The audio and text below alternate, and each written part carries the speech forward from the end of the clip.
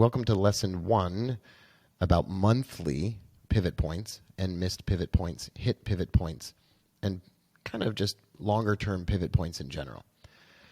First things first, you got to get the pivots on your charts. I'm going to use tradingview.com. You'll have to check with your broker and instructions from your broker for instructions for your own different charting platform. In tradingview.com, you click on indicators, and the best way to get them is to type in standard pivots, pivot points standard, or you can type in pivots, and you can see here it's called pivot points standard. And I'll just focus on that. And it's a built-in indicator, so it's not a user-created indicator. It's a built-in indicator that comes standard with just about every single charting platform on the planet. So in this lesson, I'm not going to give instructions on how to set this up on, I'm just going to make up some name for charting programs. I'm not going to do it for Thinkorswim. I'm not going to show you how to do this on Stocks to Trade, and that's going to be for a really good reason. I don't know how to do it on those. So you can just look up instructions for your own broker. So pivot points standard. I'm going to double click on that. And I've got some wild lines all over the place on my screen. So I'll define what a pivot is after we get to this. But the first thing that we need to do is we need to clean up this mess. So I'll double click on those orange levels or right click on them and choose settings. And then I'm going to go to inputs. So I'm going to make sure that I'm using traditional pivots. And under pivot time frame, I want monthly. Number of pivots back, let's go 50 pivots back. I think you can go a maximum of 700. Now you see this check mark box for use daily based values. I'm just going to mouse over that so you can see what this is.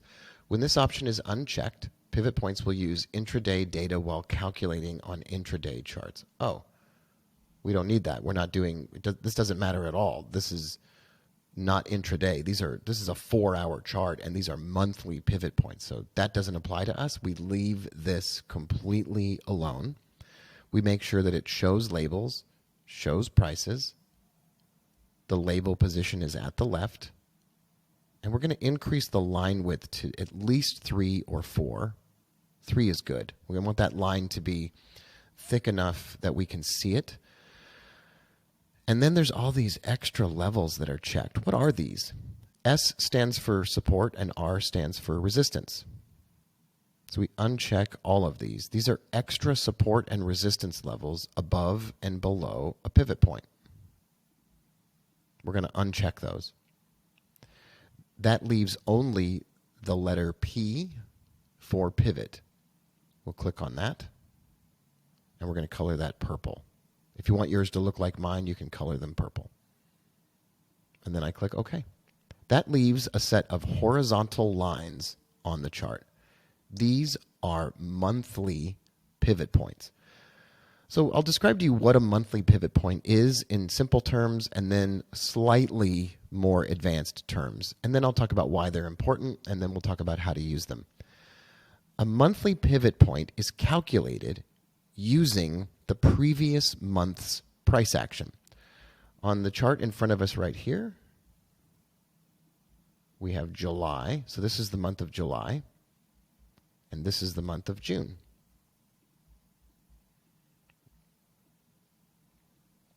The July pivot is at $4.16 right here, this purple line.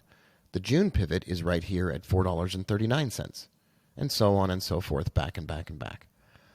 The July pivot point is calculated and created using price action from June.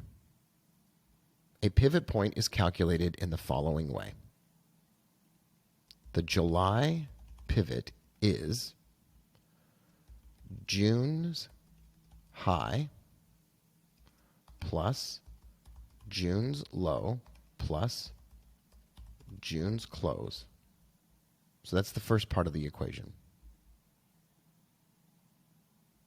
So the first part of the equation is to take June's high plus June's low plus June's close. What does that mean? That means the highest price that the stock went in June,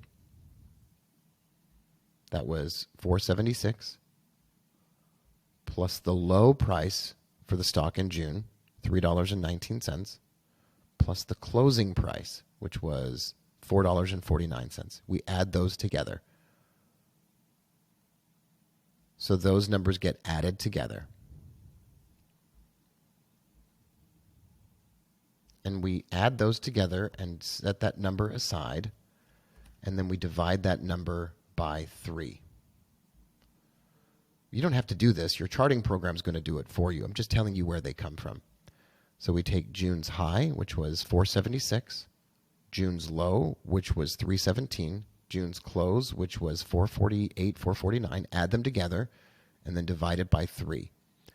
That results in a horizontal line, which is June's high, low, and close added together and divided by 3. And it becomes a midpoint. It becomes a magnet. It becomes a center point. It becomes a home base for price.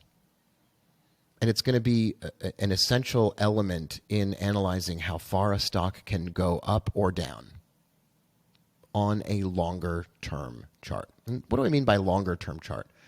Well, what I mean by a longer term chart is something like 4 hours, an 8-hour chart, a 12-hour chart, a daily chart. So that's what a pivot is. That's a monthly pivot, and that's how to get it on your charts or how to calculate it on your own. That's lesson number 1. In the next lesson, we're going to talk about why they're important, where they came from, and what the origins of these are, and why people use them, and why it has become sort of a self-fulfilling prophecy. And then we're going to discuss exactly the ways that we use these in our trading for profit targets or to judge how far a stock might go or where it might stop.